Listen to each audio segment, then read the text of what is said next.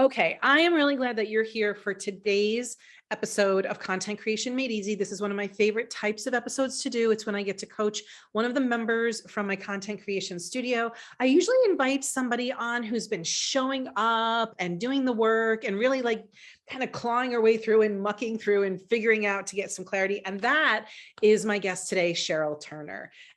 So I want to welcome Sheryl. She is a life coach, and she really focuses on helping women who are those classic overthinkers. They overthink everything from people pleasing to overly worrying, overly feeling fear, second guessing, being indecisive. So if that sounds like you, Sheryl is an expert in that. And today we're going to get her some peace of mind so that she can experience some joy in her own content. That's what she does for women overthinkers. And I'm hoping to bring her some joy and accomplishment today when we talk about her content. So thank you, Sheryl, for being here. I'm really excited to do this call. Thanks so much, Jen. I'm super excited to be here and really appreciate the opportunity to get some coaching on some things. Yeah, it's going to be fun. So why don't you start by telling us what drives you the most bonkers about your content? What drives me the most bonkers is I think, great ideas, and I'm super passionate about what I'm doing and the women I work with. I'm able to start a lot of things around content. It's the middle part and then finishing that I struggle with. Okay, so ideas are not the problem. Mm-mm. Okay. Now let's talk. I'm going to ask you a bunch of different questions just so I can get the lay of the land. I'm getting the sense that you're one of those classic waterfall idea people. Like the ideas just come to you like in a waterfall. They're just plunging all the time.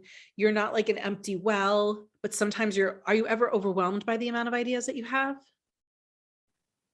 Not directly overwhelmed. I think the overwhelm comes from realizing that I'm not doing something with them, Okay. that I'm not serving the people I need to be serving because the ideas just get stuck at phase one, I suppose. How do you describe phase one? Well, I should say phase two. Phase one's in my brain. Okay. I'm able to get them out on paper. So phase two, and then they just hover there, and then I'll have the next thought about something that's important to write about, and and I'll get it out, and there it sits. So, okay. yeah. So do you have like a parking lot or like a library or a vault where you just keep all of your ideas in one place? Mostly one place. I actually type most of my blogs in Word, in a Word document. That is somewhat organized. It used to be just, 50 Word documents, but I've somewhat organized that. And then if I'm out walking, I'll get a lot of ideas, then I will put it in the notes app on my phone. So that helps. Okay, so they're at least out of your head. Correct. Okay. Mostly. And then let's talk about, so inside the membership studio, inside the content creator studio membership, we talk a lot about what your home base is, like where you want your content to be published. So for you, is a blog your home base? Is that like the main kind of content that you're creating? Yes. Okay. Yeah. And then that's, how long have you been publishing your blog or working on your blog as your home base? Well, that's really the big thing is I haven't been. I have the blogs written or started, but haven't actually put a plan in place to publish. And I did that mainly because I wanted to be sure that once I started doing something, I was able to do it with and be consistent with it. Yeah. And which is why I joined your group, and that's been great. And then I suppose too, connected to that is I love learning, and I can tend to consume or overconsume information, and realizing that is also keeping me from actually going through the process and finishing things too. So I've sort of pulled away from going into the membership vault and with all the learning, and then just coming to the group calls where I'm able to I think just get a much more concise Yeah. plan in there. Well, So I think that's it started. I think that's a great strategy. I use the content vault, like at, the membership site, all those trainings, those are there for me to direct people to. But I always think the most important thing is to come to a call, because especially if you're like sorting through a lot of things and you're an overthinker, like you are, let's just like kind of zone in on your stuff. So we know like you have a home base of blogs, ideas are not your problem. Okay. So I feel like there's some perfectionism happening around whatever the next step is for you. So talk to me about what happens. You have the idea, you get it down on paper. What's the sticking point for you? That's also a classic overthinker's tendency. Mm-hmm. And perfectionism comes from, well, you were a teacher, right? So kind of going back to how we were, instructed in school, right? There's a right way and a wrong way, grammatically, punctuation, and so on. And so I'll often I'll write in my formal student, writing or business writing even, and then have to go back in and edit to sound less professional, which is, I know that sounds crazy, but it's like that. But that's to the way sound of the more like world. me, the way I talk with my friends. And with your clients. And with clients. Yeah. And so when you think about how you would talk to your clients, it's more conversational and informal. Mm-hmm. And if you were to meet a potential like audience member at the grocery store and she started talking, you'd go back and forth and it would be very like informal and casual almost. Mm-hmm. Right. Mm-hmm. Okay. And so part of what I'm hearing you say now is I want to find a voice in my blogs that matches what my audience needs to hear and how I want to talk. Exactly. Okay. So this is really a problem of, I haven't quite honed my voice yet. And I've got this holdover from being a learner and probably as an overthinker and maybe a perfectionist, like you were a really great student who were following all the rules. And so maybe there's still a little bit of that like English teacher with the red pen in your mind when you're writing something. 100%. Okay. This is all really good to unearth because we now know one of the things we can start to do with your blogging is think of it as more conversational. And I feel like the struggle here is I've got the idea, I can write it. So I do write it, but then I have to go back and edit it and zhuzh it up to make it sound more like me. And that's just more time. That just takes more time from you. Yeah. So would the goal be to have it come out the first time as if you were just talking to somebody? I mean, I would like that goal. I don't even mind going back in to edit it to sound like I sound.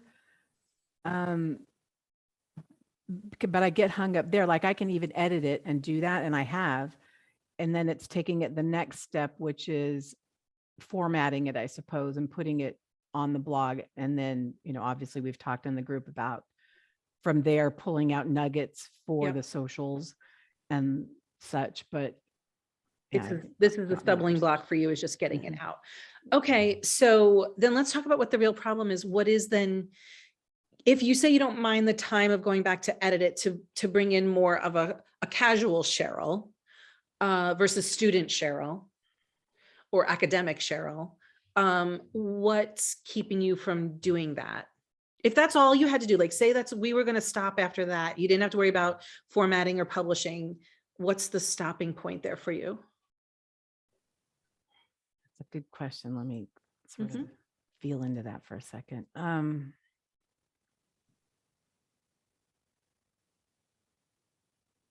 I think it's which of the ideas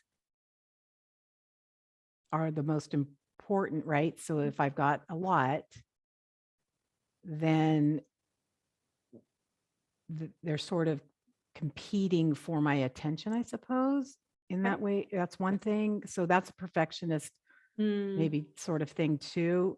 That's also, some of that indecision. We teach what we're working on and need to learn too, right? Right. So I get kind of hung up in that and don't actually land on one thing that's the most important just for now, just for today. Okay. So, This is such great clarity. So I want to talk a little bit about your audience before we go any deeper. okay. Is your audience, they're overthinkers, they're probably worriers. You said they have a hard time making decisions. So would you say that your audience struggles to have a lot of extra time? I would say yes, that these women probably feel like I once did. I'm certainly much better in so many areas than I once was. They might use the word overwhelmed a lot. Huh. And just always feeling like they don't have enough time Yeah. to do the things that they want to do, and that they're maybe always at the mercy of something or someone else, and not spending time on themselves Yeah. that they want to So spend. for you, it would be really important that your blogs be all about them, right? Really speak to something that they're struggling with so that they feel seen. Mhm. And what if so say you had a blog about a topic, give me a topic that your audience would really enjoy or need to hear about. I would think that I think two of the key ones can be second guessing themselves. So even once they do make a decision, they'll spend time second guessing that to make the quote right decision, Or even though we all know there's really no right decision. There's only right. the decision you make then. But that was so me for so many years. Um, and that's one of them. And then people pleasing, and maybe those two do tie in some ways. Those would be two key ones. Okay. So say we were talking about indecision alone. Mhm. These are two huge topics you've just pulled up: indecision, second guessing, and then people pleasing. Um, I bet that on each of these topics, you have a lot to say, a lot to teach, a lot of stories, a lot of Mhm. examples, a lot of tools, right? Mhm. And if we're talking about a woman who's overwhelmed and constantly exhausted because she's always second guessing herself, would it be beneficial to her to have a small nugget in your blog that she could really resonate with, rather than trying to teach maybe 3 or 4 things in a blog and for you to decide, oh God, which one of these things is more important? What if you had like, okay, I'm teaching about indecision and I have 4 things I want to say or 10 things I want to say. And what if we broke each of those things up into 4 tiny little blogs or 10 tiny little blogs, which works for you because now you don't need to decide what's most important and where does it go and how do I organize it. And they don't need to kind of sort through all 10 at one time. Yeah, I love that idea. So you could basically like quadruple or even 10x, depending on what you're talking about. It frees you up to, find your voice and do all of the stuff we talked about at the top of the call. And it gives them the opportunity to just like take that bite-sized nugget and say like, wow, this really resonated with me. I'm going to go try this little thing Sheryl wants me to do. Okay, so just so I'm clear, so I would take, say, maybe the topic of people pleasing, Mhm. and then just break that down into different elements and how that shows up, bring in my stories or a few around that. Yeah, let's talk Um, about a strategy or a system that might work for you. So okay. say like, so if you're on board that we're going to give them less, which actually gives them more, right? Hmm. Okay. If you're Yeah. on board with that, then let's talk about a system that might work for you. Okay. There are options. Some people love to write with that brain dump mentality. Let me get it all, everything I want to say about people pleasing, let me get it out of my head, right? And it just goes like, whoosh, and you've got a huge, almost like a huge Word doc.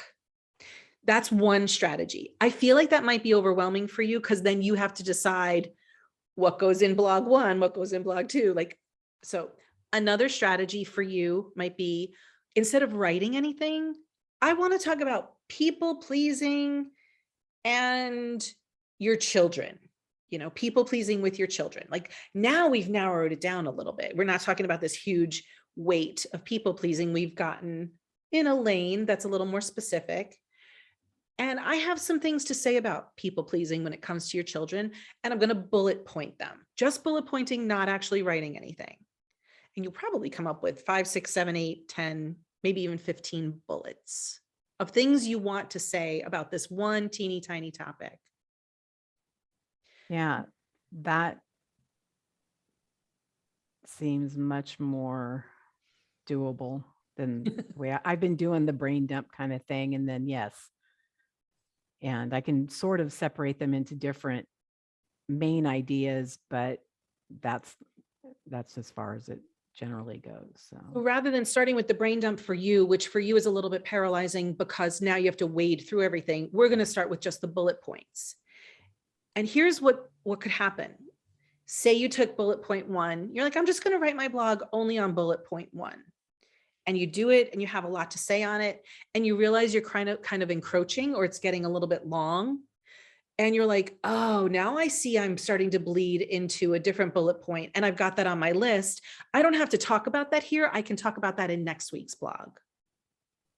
So this bulleted list, and again, we've got a very narrow lane. It's people pleasing with your children, right? Now this bulleted list is almost like, when you're a kid and you play bowling and you've got the bumpers when you're bowling, so you can't go into the gutter. It's kind of like giving yourself those bumpers because you've got the bullets and you see like, I'm able to talk about it. I just don't have to talk about it here. I can stay in my lane right now. Okay. How does that feel? I really like that idea. Because I Okay. tell myself that certainly in other things, because that's, just how my brain works, and learning to appreciate those qualities that are positive about it. Yeah. Yeah, I don't have to think about this right now or do this thing right now. And yeah, I like that because I can, already 3 or 4 things came to mind, 3 or 4 bullets just off the top of my head. Great. Just under that. And one of the things that might really help you is to have like a sticky note or a reminder somewhere that reminds you that you're not just doing this for your own ease. It actually helps your audience connect with you that much more. Okay. And then do you recommend just keeping it, fairly short, giving tips within that, or just? That's a good question. So I like to keep our audiences in mind, and there's lots of different kinds of blogs you can do. So you might have a bullet point that really lends itself to a story, just a story to connect with people, just to get them interested. You might have another bullet point that lends itself to a tiny tool or a tiny how-to that this person, or a tiny shift that the person could make, right? You might have another bullet point that lends itself to breaking down some myths or some lies about this thing that are out in the world, right? So you don't have to do it the same way every time. Why I really like this idea for you is that the more that you trust yourself to write it in your voice, you will learn to trust yourself in the style that the blog shows up. Like, oh, this one is going to be perfect. I have the perfect story for this little topic.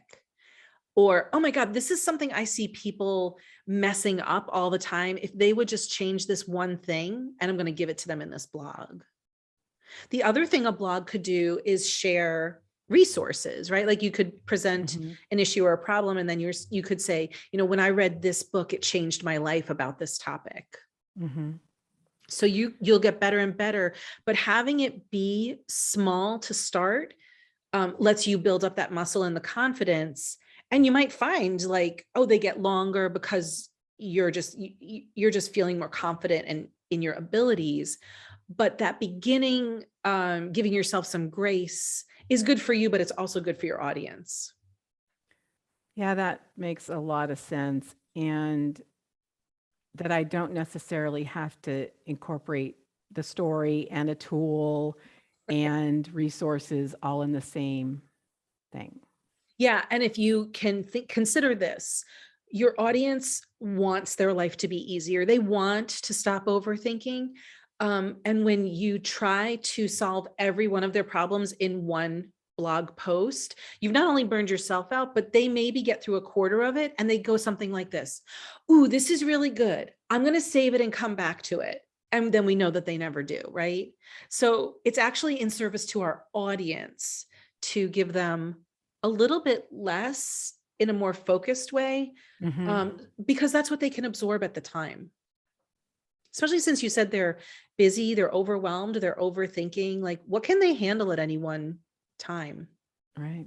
Yeah. Yeah. And that was me. I mean, I did exactly that. I would read these great articles and some of that, I'm dating myself here, but back in the day when we didn't have the internet to save everything, but just, cutting out Flipping articles. things out. Oh my Yes. gosh, I had just, a huge folder of things I wanted to read, Yeah. And can you imagine for your particular audience what that does to them? Oh, I should be doing this. I should be reading this. I'm a loser because I haven't gotten back to this. Sheryl told me exactly what I should do, and now I haven't done it. And like it's just makes it makes them even harder on themselves. Yeah. Yeah. And that's probably my key thing around all of it is that how much women sort of beat themselves up for all the things. And, in a weird way too, kind of secretive around stuff like this Yeah, like there's shame around it. because there's some shame. And so, also kind of teaching them how to give themselves grace with really literally all of it, is important. It was important for Yeah, me. and your voice is so gentle and calm and knowledgeable, and your audience, like, they would just like sop up what you have to say with a biscuit, but they just have to get through it, right? They have to Yeah. be able to, it has to be readable and consumable for them. Yeah. So, Yeah. let- so And let done, it has to be right, done. done is better than perfect. But what we're doing first is chunking it down so that it can get done. So what I'd like to talk about is now that we have a system, does this feel good for you, the system? It feels great. I'm so happy. Okay, so the It system, really is. we make the system work for you. Like we don't, we have to personalize the system. The second thing is, let's talk about Cheryl's voice, like Sheryl the coach, Sheryl the warm hug, right? Like what does your voice sound like? And how can we get that to come out in your blogs? You said you could go back and like kind of zhuzh it up once you've written it in a more academic style. You can like make it more conversational. But wouldn't it save you a lot of time if it could just come out the first time in a more conversational tone? Yeah, it would. And when I've done the brain dumps, those probably sound more conversational, Okay. but they're not at all cohesive. Okay. It's just a brain dump. So being more, so you're saying your process of being more academic in the writing at first, or more formal in the writing at first, helps you organize your ideas. It seems to. Okay. I mean, that's just what I'm used to. Okay. Yeah. Well, that might be just part of your process then. But if we're writing shorter blogs, maybe it's okay that then you go back and you make them more conversational after you've written them. Maybe that's just like your process. Like we've just got to honor your process. One of the things I was going to suggest is speaking what you want to say, like actually opening up an app and speaking it, like speaking so once you bullet pointed in, when you pulled a blog out, a blog topic, instead of sitting down to write it through your fingers, you write it through your voice. Okay. And just, I'd be curious to see how that comes out for you. Yeah, me too.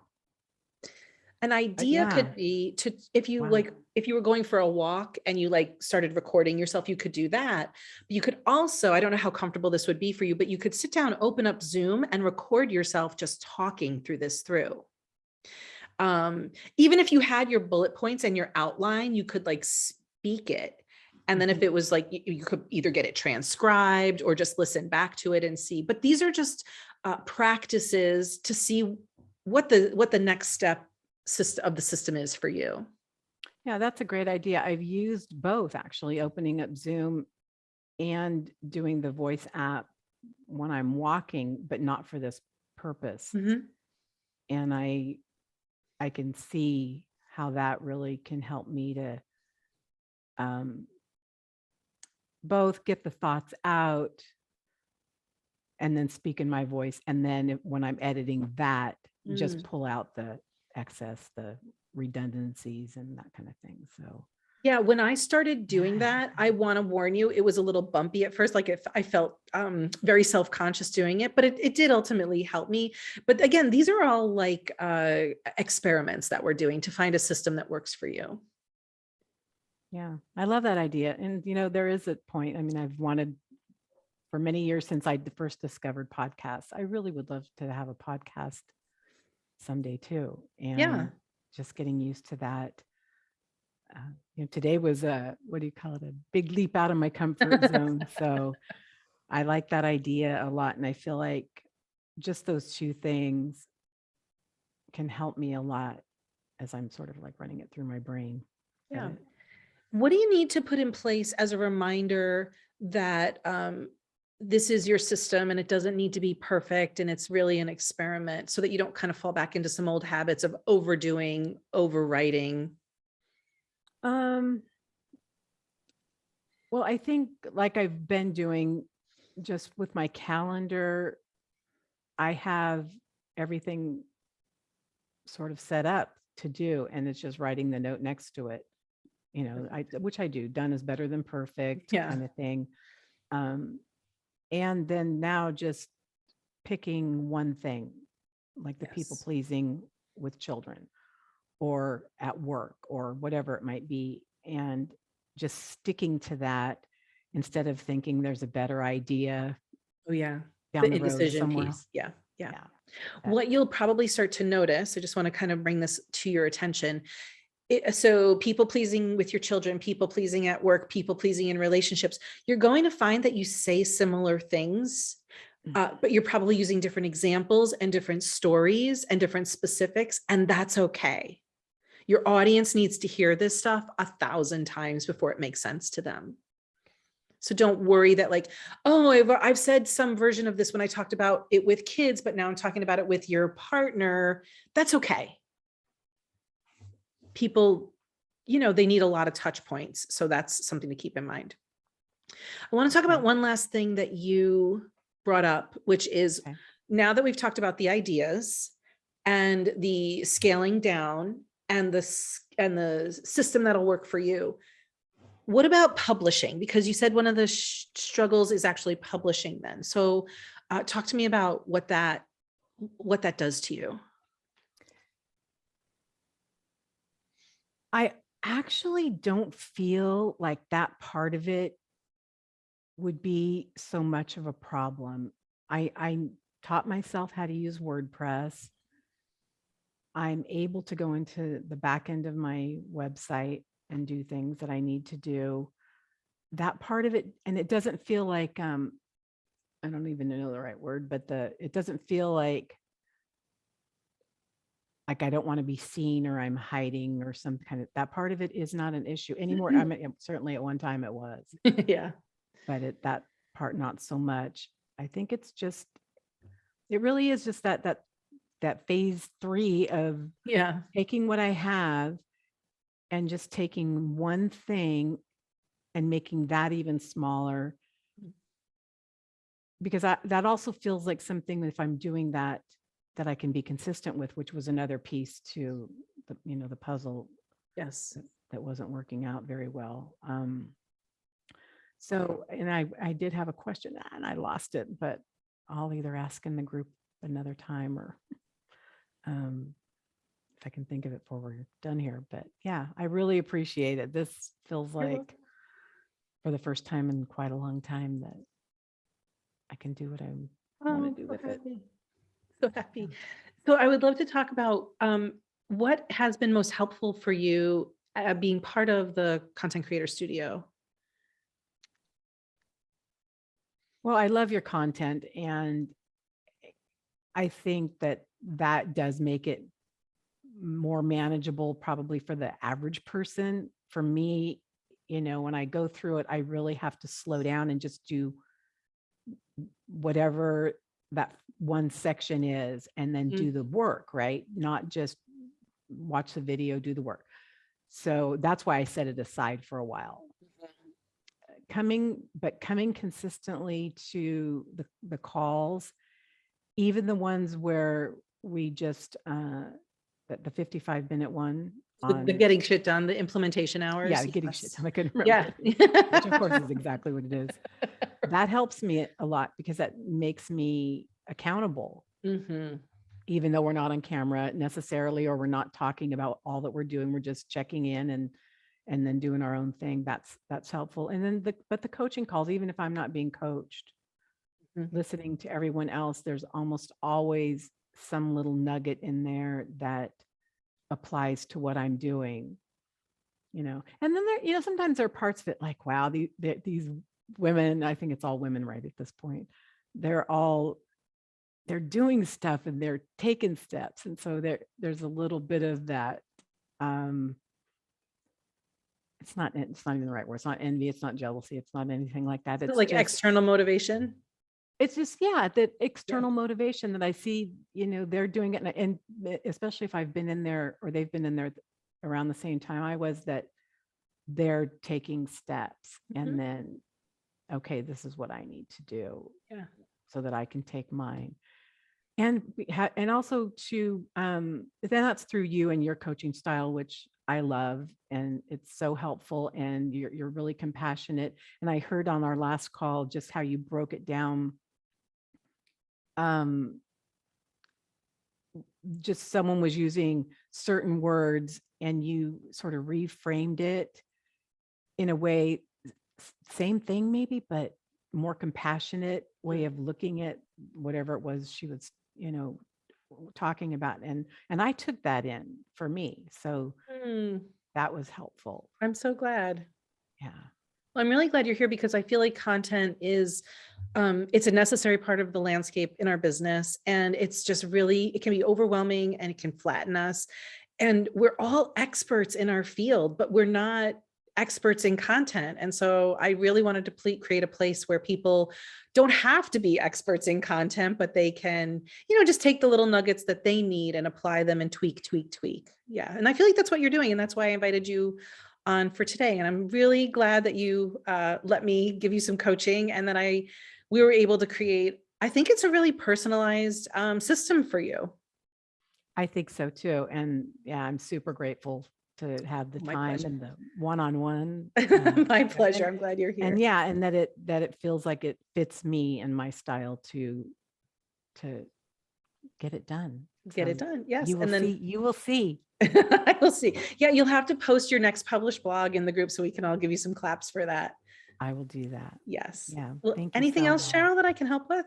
Yeah, no, I'm good. All right. I'm good. Great Thank job. you so much. My pleasure. How can people connect with you to learn more about your expertise? Where can they go? You can go to my website, which is SherylTurnerCoaching.com, or you can find me on Facebook, Sheryl Turner Coaching, or not on Instagram so much, mostly Facebook, LinkedIn, or my website. And Sheryl spells her name just in case you'll see it in the content in the notes, but it's Sheryl Turner. So go give Sheryl a follow because we're going to be seeing some content coming out from her very soon. You Thanks, are. Sheryl. It's such a pleasure. Thank you, Jen. You're welcome. Bye, everyone. Bye.